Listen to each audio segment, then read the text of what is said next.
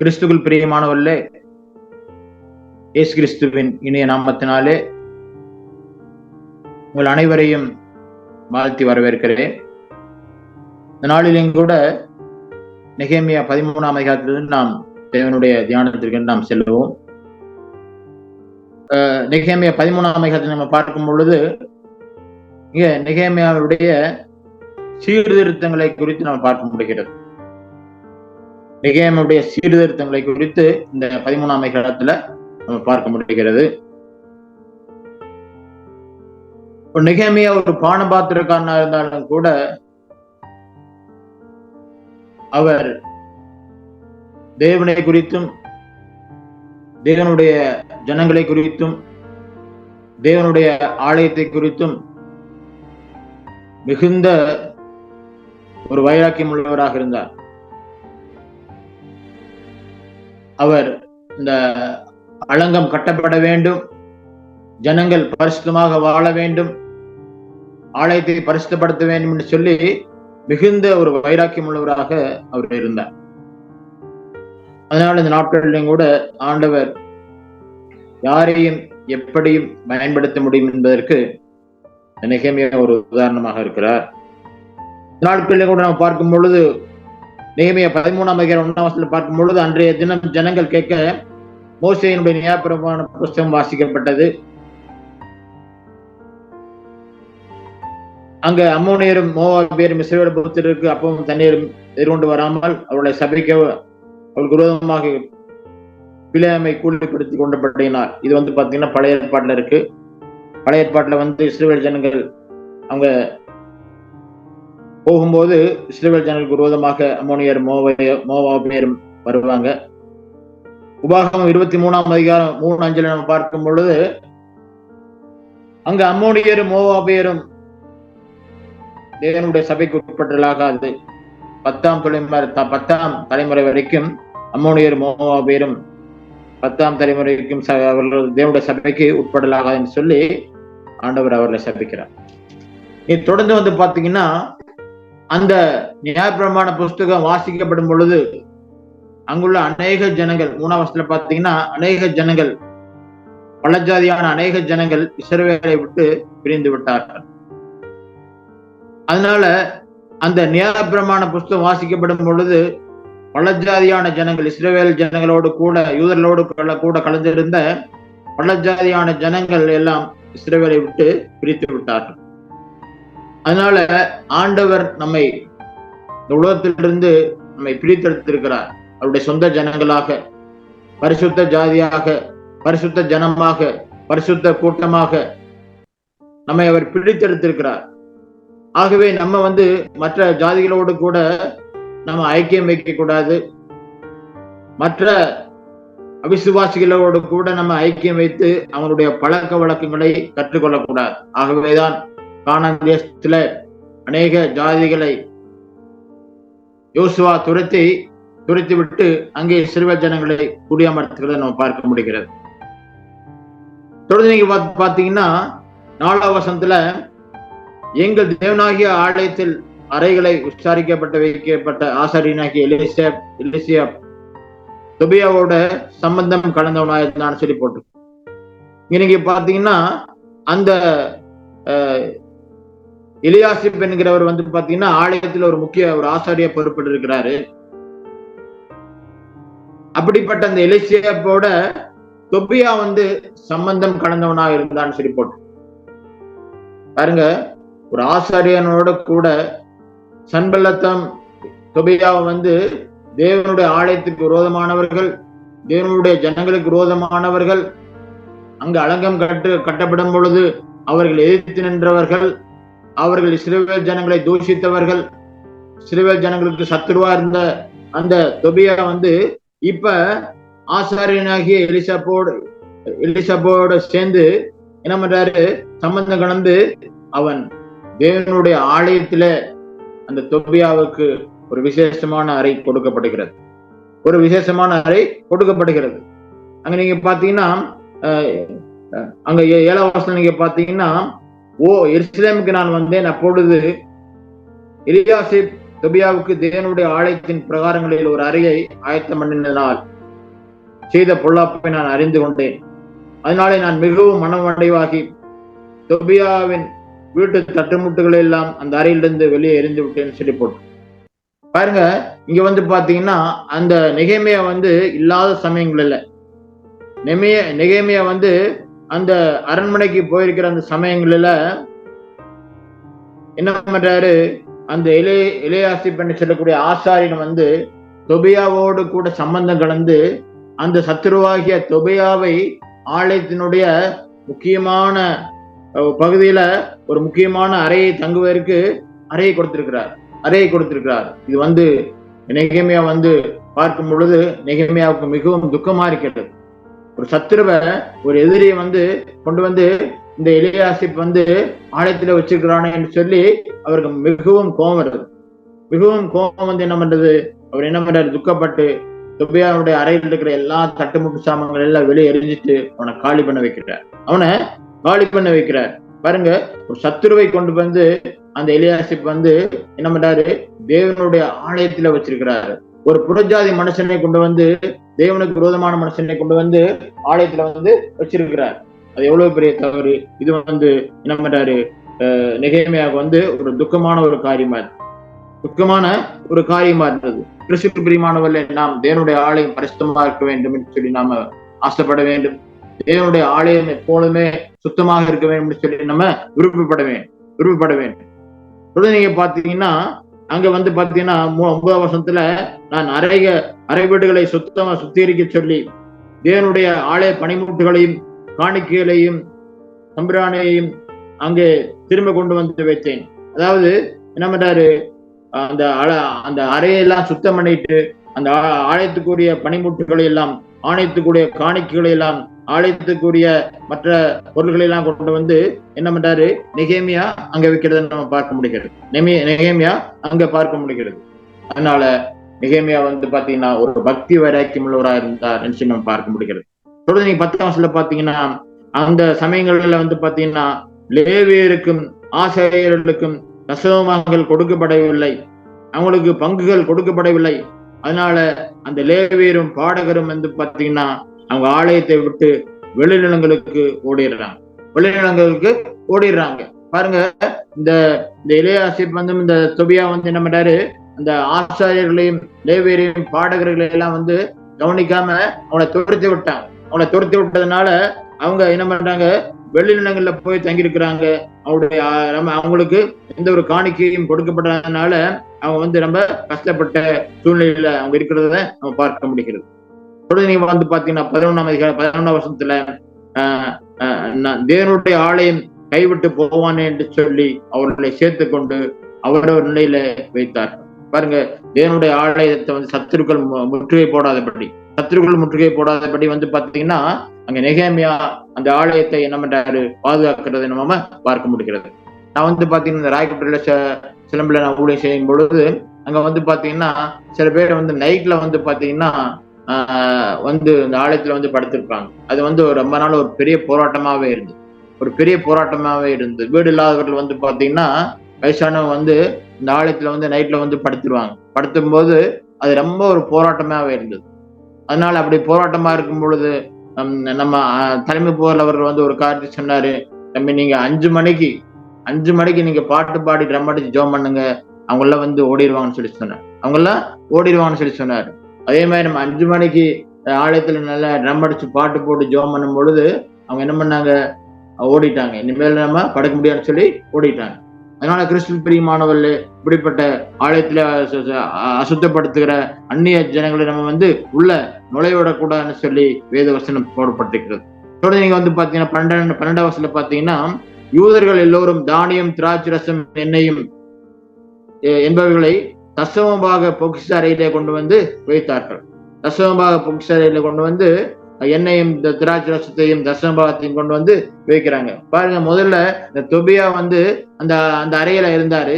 இப்ப அந்த அறையை பரிசுத்தப்படுத்திட்டு என்ன பண்றாரு, ஆலயத்துக்குரிய பனிமுட்டுகளையும், ஆலயத்துக்குரிய தானியங்களையும், ஆலயத்துக்குரிய காணிக்கைகளையும், ஆலயத்துக்குரிய தசமபாகங்களையும் கொண்டு அந்த அறையில வைக்கிறாங்க.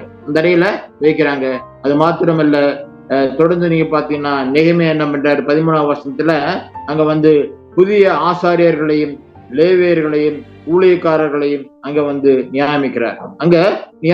13ஆம் வசனத்துல பாத்தீங்கன்னா அவர்கள் உண்மையுள்ளவர்கள் என்று எண்ணப்பட்டார்கள், ஆகையால் தங்கள் சகோதரருக்கு பங்கெடுக்கிற வேலையை அவர்களுக்கு ஒப்புவிக்கப்பட்டது. பாருங்க, அதாவது புதிய புதிய ஊழியர்களை இந்த நெகேமியா நியமிக்கிறார். அவர்கள் உண்மையுள்ளவர்களாக இருந்தார்கள், அவர்களுக்கு அப்படிப்பட்ட வேலைக்கு ஒப்புவிக்கப்பட்டது. அங்குள்ள மோசமான ஊழியர்களை எல்லாம் துரத்திட்டு என்ன பண்றாரு, புதிய ஊழியர்களை கொண்டு வந்து அங்க வைக்கிறாரு. தொடர்ந்து நீங்க பாத்தீங்கன்னா 14வது வசனத்தை பாத்தீங்கன்னா, என் தேவனே, நான் என் தேவனுடைய ஆலயத்திற்காகவும் என் முறைமைகளுக்காகவும் செய்த நற்கிரிகளை குலைத்து போடாமல் இந்த காரியத்துல என்னை நினைத்தரணும் என்று சொல்லி நெகேமியா சொல்றதை நம்ம பார்க்க முடிகிறது. பாருங்க, இந்த வார்த்தையை நெகேமியா பல இடங்களில அவர் தனக்காக ஜெபம் பண்றார். பல இடங்களில அவர் ஜெபம் பண்றாரு. என்ன சொல்லி ஜெபம் பண்றாரு? என் தேவனே, நான் என்னுடைய தேவனுடைய ஆலயத்துக்காகவும் அதன் முறைமைகளுக்காகவும் செய்த நற்கிரிகளை குலைத்து போடாமல் இந்த காரியத்துல என்ன நினைத்தரலும் என்று சொல்லி ஆண்டவரிடத்துல நெகேமியா வந்து அவர் ஜெபம் பண்றார். பல இடங்களில் நம்ம பார்க்க முடிகிறது. அதனால ஆண்டவரே, நீர் என்னை ஆசீர்வதிக்க வேண்டும், உம்மாலே என்னை ஆசீர்வதிக்க வேண்டும் சொல்லி தேவனுடைய சமூகத்துல வந்து என்ன பண்றாரு நெகேமியா வந்து ஜெபம் பண்றாரு. தொடர்ந்து நீங்க வந்து பாத்தீங்கன்னா 29 வசனத்துல பாத்தீங்கன்னா, என் தேவனே, அவர்கள் ஆசாரிய ஊழியத்திற்கும் லேவியருக்கும் இருக்கிற உடன்படிக்கையை தீட்டுப்படுத்தினார்கள் என்றும் அவர்களை நினைத்துக் கொள்ளும். அது மாத்திரமல்ல, கடைசி வசனத்துல பாத்தீங்கன்னா, தேவனே, எனக்கு நன்மை உண்டாக என்னை நினைத்தருளும், தேவனே, எனக்கு நன்மை உண்டாக என்னை நினைத்தருளும் என்று சொல்லி நெகேமியா தேவனிடத்துல அவர் எதிர்பார்க்கிறார். தேவனிடத்துல அவர் வந்து நம்முடைய ஆசீர்வாதத்தை அவர் எதிர்பார்க்கறதை நம்ம பார்க்க முடிகிறது. அதனால ஆண்டவர் நாம் செய்கிற ஒவ்வொரு ஊழியங்களை ஆண்டவர் கணக்கு வைத்திருக்கிறார். ஆண்டவர் நாம் செய்கிற ஒவ்வொரு ஊழியங்களை கர்த்தர் கணக்கு வைத்திருக்கிறாரு. அதற்குரிய பலனை ஆண்டவர் கண்டிப்பாக தருவார். ஏன்னா நம்முடைய தேவன் உண்மையுள்ளவர், நம்முடைய தேவன் வாக்கு மாறாதவர், நம்முடைய தேவன் நம்மை நேசிக்கிறவர். அதனால அவனுடைய கிரிகளுக்கு தக்கதாக பலன் உண்டு என்று சொல்லி ஆண்டவர் சொல்றார். அதனால நாம் செய்கிற ஊழியங்கள் ஒரு நாளும் வீணும் விருதாவாய் போகாது. ஆண்டவருக்கு செய்யற பூமியில நம்ம ஆண்டவருக்கு செய்யற ஒவ்வொரு ஊழியங்களையும் ஆண்டவர் தம்முடைய கணக்கில வைத்திருக்கிறார். அதற்குரிய நன்மையை ஆண்டவருக்கு நம்ம கொடுக்காமல் அவர் விடமாட்டார். அதற்குரிய பலனை நமக்கு கொடுக்காம அவர் விடமாட்டார். அதனால தொடர்ந்து நம்ம பார்க்கும் பொழுது பாத்தீங்கன்னா 14 வசனத்துல பாத்தீங்கன்னா, நான் யூதாவிலே பெரியவர்களை கடிந்து கொண்டு நீங்கள் ஓய்வு நாளை பரிசுத்த குலைச்சலாக்குகிற இந்த பொல்லாத செய்கை என்னன்னு சொல்லி அங்க சொல்றார். பாருங்க, அந்த காலகட்டங்கள்ல ஓய்வு நாளில வந்து பாத்தீங்கன்னா என்ன பண்றாங்க, ஆலயத்தை வந்து தீட்டுப்படுத்தினார்கள். ஓய்வு நாளில வந்து பாத்தீங்கன்னா என்ன பண்றாங்க, அவங்க பரிசுத்த குலைச்சலாக அவங்க அந்த ஆலயத்தை இது பண்ணாங்க. ஓய்வு நாளில் ஆலயத்துல வந்து பாத்தீங்கன்னா அநேக வியாபாரங்களை செய்து கொண்டிருந்தார்கள். ஆலயத்தை வந்து பரிசுத்தம் இல்லாம அவங்க வந்து என்ன பண்றாங்க, அநேக புறஜாதி மக்கள் குடியிருந்தார்கள்.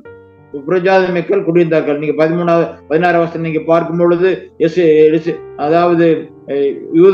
அதாவது தீரியரும் அதாவது புறஜாதி மக்கள் வந்து பாத்தீங்கன்னா அங்கே உள்ள குடியிருந்தார்கள் என்று சொல்லி பார்க்க முடிகிறது.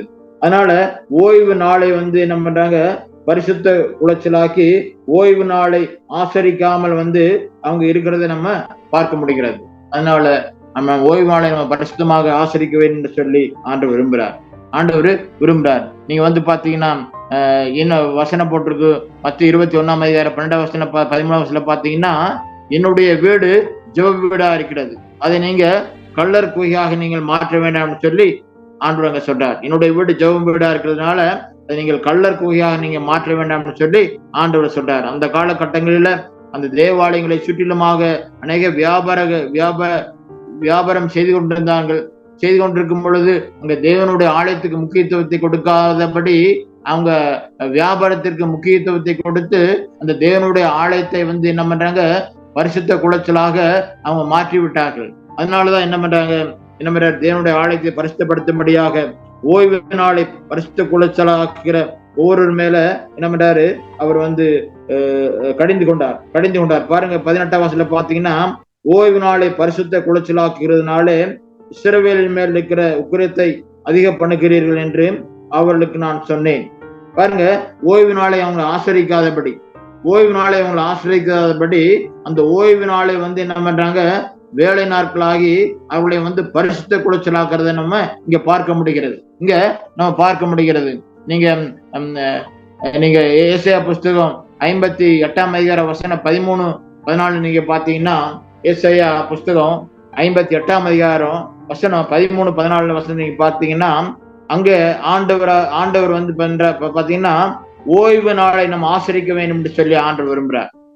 ஓய்வு நாளை நம்ம ஆசரிக்க வேண்டும் என்று சொல்லி அவர் விரும்புறாரு. நீங்கள் ஓய்வு நாளை நீங்கள் ஆசரிக்கும் பொழுது அங்க கர்த்தர் உங்களை ஆசீர்வதிப்பார் என்று சொல்லி அங்க நம்ம போட்டிருக்கு. நீங்க என் ஓய்வு நாளை பரிசுத்த நாளிலே உனக்கு இஷ்டமான காரியம் செய்யாதபடிக்கு உன் காலை விலக்கி உன் வழிகளின்படி நடவாமலும் உனக்கு இஷ்டமானதை செய்யாமலும் உன் சொந்த பேச்சை பேசாமல் இருந்து ஓய்வு நாளை மனமகிழ்ச்சி நாள் என்றும் கர்த்தருடைய பரிசுத்த நாளை மகிமையுள்ள நாள் என்றும் சொல்லி அதை மகிமையாக எண்ணுவாயானால் அப்பொழுது கர்த்தர் உன் பேரிலே மனமகிழ்ச்சியா இருப்பாய். பூமியின் உயர்ந்த இடங்களிலே உன்னை ஏறிக்கிற பண்ணும்படி உன் தகப்பனாகிய யாக்கோபுடைய சுதந்திரத்தையால் உன்னை போஷிப்பேன் என்று சொல்லி ஆண்டவர் சொல்றார். அதனால நம்ம ஓய்வு நாளை வந்து நம்ம எப்படிப்பட்ட வேலை இருந்தாலும் கூட ஓய்வு நாளுக்கு நம்ம முக்கியத்துவத்தை கொடுக்க வேண்டும். ஓய்வு நாளை ஓய்வு நாளை நம்ம சொந்த வேலை செய்யாதபடி ஓய்வு நாளில நம்ம தேவனுடைய சமூகத்துல போயிட்டு நம்ம தேவனுடைய நாமத்தை நம்ம மகிமைப்படுத்த வேண்டும், தேவனுடைய நாமத்தை நம்ம உயர்த்த வேண்டும் என்று சொல்லி நம்ம இங்க பார்க்க முடிகிறது. அதனால ஓய்வு நாளில நம்ம பரிசுத்தமாக ஆசரிக்க வேண்டும் என்று சொல்லி நம்ம இங்க பார்க்க முடிகிறது. அந்த இஸ்ரவேல் ஜனங்கள் வந்து பாத்தீங்கன்னா ஓய்வு நாளில வந்து அவங்க இஷ்டம் போல வாழ்ந்தாங்க. அதனால அதை கடிந்து கொள்கிறார். நெகேமியா வந்து என்ன பண்றாரு, அதை கடிந்து கொள்றார். நீங்க ஓய்வு நாளில வந்து வேலை செய்யக்கூடாது, ஓய்வு நாளில நீங்க வராம இருக்கிறீங்கன்னு சொல்லி ஓய்வு நாளை கடிந்து கொள்றார். 22ஆம் வசனம், ஓய்வு நாளை நெகேமியா 13:22 பார்க்கும் பொழுது, ஓய்வு நாளை பரிசுத்தமாக்கும்படி உங்களை சுத்தம் பண்ணி கொண்டு வாசல்களை காக்க வாருங்கள் என்று லேவியருக்கு சொன்னேன். என் தேவனே, இதை குறித்து நீர் என்ன திரளி உம்முடைய கிருபையின்படி எனக்கு இறங்குவீராக. பாருங்க, ஓய்வு நாளை நீங்கள் பரிசுத்தமாக்குங்கள், ஓய்வு நாளிலே நீங்கள் ஸ்தோத்திர பலிகளை செலுத்துங்கள், ஓய்வு நாளிலே நீங்கள் பாவ நிவாரண பலிகளையும் குற்ற நிவாரண பலிகளையும் செலுத்துங்கள் என்று சொல்லி அங்க ஓய்வு நாளை பரிசுத்தமாக ஆசரிக்க வேண்டும் என்று சொல்லி நெகேமியா வந்து அங்க திட்டம் பண்ணுகிறதை நம்ம பார்க்க முடிகிறது. தொடர்ந்து நீங்க வந்து பாத்தீங்கன்னா 23ஆம் வசனத்துல அங்க அஸ்தோத், அம்மோன், மோவாப் போன்ற மறுஜாதியான ஸ்திரீகளை சேர்த்து கொண்டு அவர்களை என்ன பண்றாங்க, திருமணம் பண்றாங்க. அந்த யூத ஜனங்கள் வந்து பாத்தீங்கன்னா புறஜாதி மக்களை சேர்த்து கொண்டு, புறஜாதி மக்களுடைய ஸ்திரீகளை சேர்த்து கொண்டு அவர்களோடு கூட என்ன பண்றாங்க, சம்பந்தம் வைத்துக் கொண்டு அவர்களோடு கூட அவங்க திருமண உறவை வைத்துக் கொள்றாங்க, அவங்களோடு கூட திருமண உடன்படிக்கை பண்றாங்க. இதை பார்க்கும் பொழுது நெகேமியா வந்து துக்கப்படுறார். 25ஆம் வசனம் பார்க்கும் பொழுது, அவர்களை நான் கடிந்து கொண்டு அவர்கள் மேல் வரும் சாபத்தை கூறி அவர்கள் சிலரை அடித்து மயிரை பிரித்து நீங்கள் உங்கள் குமாரத்திகளை அவர்கள் குமாரருக்கு கொடாமலும் அவர்கள் குமாரத்திகளில் ஒருவரையும் உங்கள் குமாரருக்கு உங்களுக்கு கொள்ளாமலும் இருக்க வேண்டும் என்று ஆணையிட பண்ணினேன்னு சொல்லி சொல்றார். கிறிஸ்துவின் பிரியமானவர்களே, இங்க வந்து பாத்தீங்கன்னா யூதர்கள் வந்து மற்ற புறஜாதிகளோடு கூட அவர்கள் சம்பந்தம் கணக்கும் பொழுது இது நெகேமியாவுக்கு மிக துக்கமா இருக்கிறது. அவர்களை என்ன பண்றாரு, அந்த பக்தி வைராக்கியத்தினால அவர்களை சிலரை அடித்து இது தேவனுக்கு விரோதமான பாவம்னு சொல்லி அடித்து போடுறார். அதனால இங்க வேத வசனம் சொல்கிறது, என்ன சொல்லப்பட்டிருக்கிறதுன்னா 2 கொரிந்தியர் 6ஆம் அதிகாரம் நீங்க பாத்தீங்கன்னா அங்க 2 கொரிந்தியர் 6ஆம் அதிகாரம் வசனம் வந்து 14 வசனம் பாத்தீங்கன்னா 2 கொரிந்தியர் 6:14 என்ன போட்டிருக்குன்னா, அந்நிய நுகத்தில அவிசுவாசிகளுடைய பிடைக்கப்படாத இருப்பீர்களாக. அந்நிய நுகத்தில அவிசுவாசிகளோடு கூட நீங்கள் சம்பந்தம் கலக்க கூடாதுன்னு சொல்லி ஆண்டவர் சொல்றார். நீதிக்கும் அநீதிக்கும் சம்பந்தம் ஏது? ஒளிக்கும் இருளுக்கும் ஐக்கியம் ஏது? கிறிஸ்துவுக்கும் பேலியாளுக்கும் இசைவேது? அவிசுவாசியுடன் விசுவாசிக்கு பங்கேது என்று சொல்லி அங்கே பவுல் கடிந்து கொள்கிறதை நம்ம பார்க்க முடிகிறது. ஒரு அவிசுவாசியோடன கூட எந்த உறவும் வைத்துக் கொள்ளக்கூடாது, எந்த திருமண உறவும் வைத்துக் கொள்ளக்கூடாது என்று சொல்லி அங்க வந்து இருளுக்கும் ஒளிக்கும், நீதிக்கும் அநீதிக்கும் சம்பந்தம் ஏதும் என்று சொல்லி அவர் சொல்றார். கிறிஸ்துவனுடைய பிள்ளைகளுக்கும் பேலியாருடைய மக்களுக்கும் சம்பந்தம் ஏதும் என்று சொல்லி அங்கே பவுல் வந்து எழுதுகிறார். அது மாத்திரமல்ல, நீங்கள் விக்கிரகாராதனை செய்கிறவர்களுக்கும் உங்களுக்கும் என்ன சம்பந்தம் ஏது என்று சொல்லி சொல்றார். நீ தேவனுடைய ஆலயத்துக்கும் விக்கிரகங்களுக்கும் சம்பந்தம் ஏது? நான் அவர்களுக்குள்ளே வாசம் பண்ணி அவர்களுக்குள்ளே உலாவி அவர்கள் தேவனா இருப்பேன், அவர்கள் ஜனமா இருப்பார்கள் என்று சொன்னபடி நீங்கள் ஜீவனுள்ள தேவனுடைய ஆலயமா இருக்கிறீர்கள். ஆகையால் நீங்கள் அவர்கள் நடுவில் இருந்து புறப்பட்டு பிரிந்து போய் அசுத்தமானதை தொடாதீர்கள் என்று சொல்லி சொல்றார். நீங்க அவர்களிடத்து பிரிந்து போங்க, புறஜாதிகளோடு கூட நீங்க ஐக்கியம் வைக்காதீங்க, அவளோடு கூட திருமண உறவு வைக்காதீங்க, அது உங்களை அழிவுக்கு நேராக வழிநடத்தி விடும் என்று சொல்லி நெகேமியா அவர் எச்சரித்து சொல்றாரு. அது மாத்திரமல்ல, ஒரு உதாரணம் சொல்றாரு. என்ன உதாரணம் சொன்னா, நெகேமியா 13:26 பார்க்கும் பொழுது, இஸ்ரவேலின் ராஜாவாகிய சாலமோன் இதனாலே பாவம் செய்தான் அல்லவா, அவனை போல அவன் போன்ற ராஜா அநேக ஸ்திரீகளுக்குள்ளே உண்டானதுனாலே அவன் தேவனாலே சிநேகிக்கப்பட்டவனா இருந்தாலும் கூட அவன் மறுஜாதியான ஸ்திரீகளை திருமணம் பண்ணி பாவம் செய்ததுனால அவனுடைய ராஜ்யபாரத்தை கர்த்தர் எடுத்துக்கொண்டார். அவனுடைய ராஜ்யபாரம் நிலைநிற்கவில்லை என்று சொல்லி என்ன பண்றாரு, அங்க நெகேமியா வந்து அவர்களுக்கு ஒரு உதாரணமாக சொல்றார். அவர்களுக்கு ஒரு உதாரணமாக அங்கு சொல்லப்பட்டிருக்கிறது நாம் பார்க்க முடிகிறது. அது மாத்திரமல்ல, 1 ராஜாக்கள் புஸ்தகம் 13ஆம் அதிகாரத்தில் நம்ம பார்க்கும் பொழுது, 1 ராஜாக்கள் 13ஆம் அதிகாரத்தில் பார்க்கும் பொழுது அங்க என்ன பண்றாரு, என்ன சொல்ற, 1 ராஜாக்கள் 13ஆம் அதிகாரத்துல 9ஆம் வசனம் 11:9 பார்க்கும் பொழுது, இஸ்ரவேலின் தேவனாகிய கர்த்தர் சாலமோனுக்கு 2 விசை தரிசனமாகி அந்நிய தேவர்களை பின்பற்ற வேண்டாம் என்று கட்டளையிட்டிருந்தும் அவன் கர்த்தரை விட்டு இருதயத்தை திருப்பி அவன் கற்பித்ததை கை கொள்ளாமல் போனபடினாலே கர்த்தர் அவன் மேல் கோபமானார். ஆகையால் கர்த்தர் சாலமோனை நோக்கி, நான் உனக்கு கட்டளையிட்ட உடன்படிக்கையும் என்னுடைய கட்டளைகளையும் நீ கை கொள்ளாமல் போய் இந்த காரியத்தை செய்தபடினாலே உடைய ராஜ்யபாரத்தை உன்னிடத்திலிருந்து பிடுங்கி அதை உன் ஊழியக்காரனுக்கு கொடுப்பேன் என்று சொல்லி ஆண்டவர் சொன்னார். அதனால பாத்தீங்கன்னா, புறஜாதிகளோடு சம்பந்தம் கடந்து புறஜாதிகளுடைய விக்கிரகாரனை செய்து அவளோடு கூட ஐக்கியம் வச்சதுனால சாலமோன் ராஜாவுடைய ராஜ்யபாரத்தை பிடுங்கி என்ன பண்றாரு, அவருடைய ஊழியக்காரனுக்கு கொடுத்தாருன்னு சொல்லி அங்க நெகேமியா வந்து ஒரு உதாரணத்தை சொல்லி அவர் யூத ஜனங்களை எச்சரிக்கிறத நம்ம பார்க்க முடிகிறது. யூத ஜனங்களை எச்சரிக்கிறத நம்ம பார்க்க முடிகிறது. கிறிஸ்து பிரியமானவர்களே, இந்த நாட்களிலும் கூட நம்ம இந்த உலகத்துல இருக்கிற பாவத்தை குறித்து நம்ம ஜாக்கிரதையா இருக்க வேண்டும். பாவ ஜனங்களோடு நம்ம கலந்து கொள்ளக்கூடாது. நம்ம அவர் நடுவிலிருந்து நம்மை பிரித்தெடுக்கப்பட்ட மக்களா இருக்க வேண்டும். ஒரு பரிசுத்தமாக்கப்பட்ட மக்களா இருக்கிறபடினாலே நம்ம அந்த விக்கிரக ஆராதனைக்கும் விபச்சாரத்திற்கும் மற்ற எல்லா விதமான பாவங்களுக்கும் நம்ம விலகி இருக்க வேண்டும் என்று சொல்லி அங்க ஆண்டவர் நம்ம சொல்லுகிறத நம்ம பார்க்க முடிகிறது. தொடர்ந்து நீங்க வந்து பாத்தீங்கன்னா அங்க வந்து பாத்தீங்கன்னா கடைசி வசனம், குறிக்கப்பட்ட காலங்களில செலுத்த வேண்டிய விரைவுகளையும் காணிக்கைகளையும் முதற் பலன்களை குறித்து திட்டம் பண்ணினேன். என் தேவனே, எனக்கு நன்மை உண்டாக என்னை நினைத்தருளும்.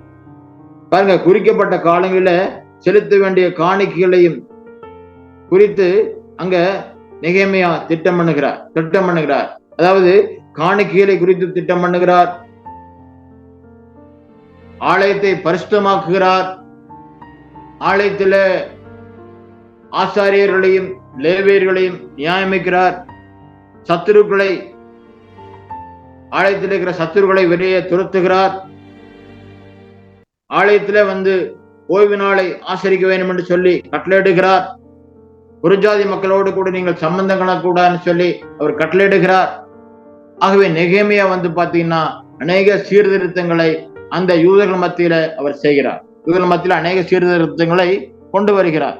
கிறிஸ்து பிரியமானவர்ல 19ஆம் நூற்றாண்டுல மார்ட்டின் லூதர் என்று சொல்லக்கூடிய ஒரு பெரிய ஒரு தேவ மனிதன் அந்த காலகட்டங்களில கிறிஸ்துவனுடைய மார்க்கம் இருளில் இருக்கிற காலகட்டங்களில, கிறிஸ்துவனுடைய மார்க்கம் சடங்காச்சாரங்களில இணைந்திருக்கிற காலகட்டங்களில அங்க கத்தோலிக்க மத குருக்கள் அவங்க வந்து அநேக சடங்காச்சாரங்களில் இணைந்திருந்த காலங்களில மார்ட்டின் லூதர் சபையில ஒரு பெரிய எழுப்புதலை உண்டாக்கினார். சபையில ஒரு பெரிய சீர்திருத்தங்களை கொண்டு வந்தார். சபையில் அந்த காலகட்டங்களில மனிதர்கள் பாவங்களை மன்னிக்க கூடியவர்களாக இருந்தார்கள். அதாவது போப்பாண்டவர்கள் ஜனங்களுடைய பாவ மன்னிப்பு கொடுத்து அவரிடத்துல காணிக்கை வசூலித்துக் கொண்டிருந்தார்கள். மற்றும் அநேக சடங்காச்சாரங்களை அவர்கள் கை கொண்டிருந்தார்கள். மூட பழக்க வழக்கங்களை கை கொண்டிருந்தார்கள். அப்படிப்பட்ட அநேக பழக்க வழக்கிலிருந்து மார்ட்டின் லூதர் சபையில் ஒரு பெரிய சீர்திருத்தங்களை கொண்டு வந்தார். இயேசு கிறிஸ்துவின் நாளை மாத்திரமே பாவங்களை மன்னிக்க முடியும். இயேசு கிறிஸ்துவின் ரத்தத்தினாலே மாத்திரமே பாவத்தை சுத்திகரிக்க முடியும். விசுவாசத்தினாலே நீதிமான் பிழைப்பான் என்று சொல்லி அநேக சீர்திருத்தங்களை மார்ட்டின் லூதர் சபையில செய்தார் என்று சொல்லி நாம் பார்க்க முடிகிறது. அதனால இந்த மார்ட்டின் லூதரை போல இந்த நெகேமியா சபையில அநேக சீர்திருத்தங்களை செய்து இந்த ஜனங்களுக்கு ஒரு புதிய வழியில, ஒரு ஆவிக்குரிய வழியில நடத்தும்படியாக நெகேமியா அங்க திட்டம் பண்ணுகிறதை பார்க்கிறோம். இந்த மார்ட்டின் லூதர் மூலமாக இந்த புராட்டஸ்டன்ட் சபைகள் உருவானது. அது அவர் மூலமாக சபைகள் ஒரு பெரிய எழுப்புதலை கொண்டு வந்தது. அவர் மூலமாக சபையில ஒரு பெரிய ஆவிக்குரிய வளர்ச்சியை அவர் கொண்டு வந்தார். சபையில இருக்கின்ற அநேக மூட பழக்க வழக்கங்களை ஒழித்து ஒரு ஆவிக்குரிய எழுப்புதலை அந்த மார்ட்டின் லூதர் கொண்டு வந்தார்னு சொல்லி நம்ம பார்க்க முடிகிறது. அதே வண்ணமாக பழைய ஏற்பாட்டுல நெகேமியா பாத்தீங்கன்னா ஒரு பானம் பாத்திரக்காரனா இருந்தாலும் கூட அவருக்கு தேவன் மேல, தேவனுடைய ஆலயத்தின் மேல ஒரு பக்தி வைராக்கியம் உள்ளவராக இருந்தபடினால சபையில ஒரு பெரிய எழுப்புதலை கொண்டு வந்தார். சபையில அலங்கத்தை கட்டும்படியாக, அங்க தேவனுடைய ஆலயத்தை பரிசுத்தப்படுத்தும்படியாக, தேவனுடைய ஆலயத்தில அநேக சீர்திருத்தங்களை செய்யும்படியாக ஆண்டவர் அவருக்கு ஒரு பெரிய புதிய வேலைகளை கொடுத்தார் என்று சொல்லி நம்ம பார்க்க முடிகிறது. அதனால அது மாத்திரமல்ல, ஆண்டவரே எனக்கு நன்மை உண்டாக நினைத்தரணும் என்று சொல்லி அவர் ஜெபம் பண்ணுகிறதை நம்ம பார்க்க முடிகிறது. அதனால நம்ம கர்த்தரிடத்திலிருந்து கண்டிப்பாக பலன் உண்டு. எசேக்கியா ராஜா கூட 2 நாளாகும் 20ஆம் அதிகாரம் 3ஆம் வசனத்துல அவர் ஜெபம் பண்றாரு. என்ன ஜெபம் பண்றாரு? 2 நாளாகும் 20ஆம் அதிகாரம் 3ஆம் வசனத்துல எசேக்கியா ராஜா என்ன பண்றாரு? அவருடைய ஆயுசு நாட்கள் முடிந்து போகும் என்று சொல்லி ஏசாயா தீர்க்கதரிசி சொல்லும் பொழுது எசேக்கியா என்ன பண்றது சொல்லி ஜெபம் பண்றாருன்னா, இந்த நெகேமியை போலவே அவர் ஜெபம் பண்றாரு. நெகேமியை போலவே 20ஆம் அதிகாரம் 3ஆம் வசனத்துல கர்த்தாவே, நான் உமக்கு முன்பாக உண்மையும் மகா உத்தமமாய் நடந்து உமது பார்வைக்கு நலமானதை செய்து என்பதை நினைத்தருளும் என்று விண்ணப்பம் பண்ணினான். அதனால எசேக்கியா ராஜனுடைய ஆயுசு நாட்கள் கூட்டி கொடுக்கப்பட்டது. எசேக்கியாவுடைய ஆயுசு நாட்கள் ஆண்டவர் 15 வருஷமாக கூட்டி கொடுத்தார். காரணம் என்ன கேட்டீங்கன்னா, எசேக்கியா என்ன சொல்லி ஜெபம் பண்றாரு? கர்த்தாவே, நான் உமக்கு முன்பாக உண்மையும் மக உத்தமமாய் நடந்து உம்முடைய பார்வைக்கு நான் நலமானதை செய்து என்பதை நினைத்தருளும் என்று சொல்லி விண்ணப்பம் பண்ணினான். அதே மாதிரிதான் நெகேமியா கூட, ஆண்டவரே, நான் ஆலயத்திலே செய்த ஒவ்வொரு காரியங்களை நினைத்து ஆண்டவரே எனக்கு நன்மை உண்டாக என்னை நினைத்தருளும் என்று சொல்லி என்ன பண்றாரு? நெகேமியா அங்க ஜெபம் பண்ணுகிறது நம்ம பார்க்க முடிகிறது. அதனால கிறிஸ்துவின் பிரியமானவர்களே, நாட்கள்ல கர்த்தர் நமக்குரிய பலனை கண்டிப்பாக கொடுப்பார். அதனால கர்த்தரை நம்புகிற பிள்ளைகள் ஒருபோதும் வெட்கப்பட்டு போவதில்லை. கர்த்தரை நம்புகிற பிள்ளைகள் ஒருபோதும் வெட்கப்பட்டு போவதில்லை. கர்த்தர் நிச்சயமாகவே நம்மை ஆசீர்வதிப்பார். ஆகவே இந்த நாளில் எங்கூட நெகேமியா என்ன பண்றாரு? சபையில அநேக சீர்திருத்தங்களை செய்து இந்த யூத ஜனங்களை வழிநடத்தினான்னு சொல்லி நம்ம பார்க்க முடிகிறது. இன்றைக்கு கூட நம்முடைய சபையில காணப்படுகிற சடங்காச்சாரங்கள், மூட பழக்க வழக்கங்கள், பாவங்கள், சபையினுடைய ஓய்வு நாள் ஆராதனைகள், சபையை பரிசுத்தப்படுத்துகிறது, சபையுடைய காரியங்களை ஒழுங்குபடுத்துகிறது. இப்படிப்பட்ட காரியங்களை நம்ம உண்மையும் மொத்தமாக செய்யும் பொழுது தேவன் அதற்குரிய பலனை நமக்கு கொடுப்பார். தேவன் தாம் இந்த வசனங்களை ஆசீர்வதிப்பாராக. ஆமென். ஜெபம் பண்ணலாம். பரிசுத்தமும் அன்பும் கிருபையும் இறக்கும் தயமுள்ள ஆண்டவரே, நாட்கள் எங்களுக்கு கர்த்தாவே, நெகேமியா ஒரு சாதாரண ஒரு பானபாத்திரக்காரர் இருந்தாலும் கூட கர்த்தாவே ஆண்டவரே, அவருக்கு இருந்த பக்தி வைராக்கியத்தினாலே ஆண்டவரே அநேக காரியங்களை அவர் ஆண்டவருக்காக செய்தார்னு சொல்லி பார்க்க முடிகிறது.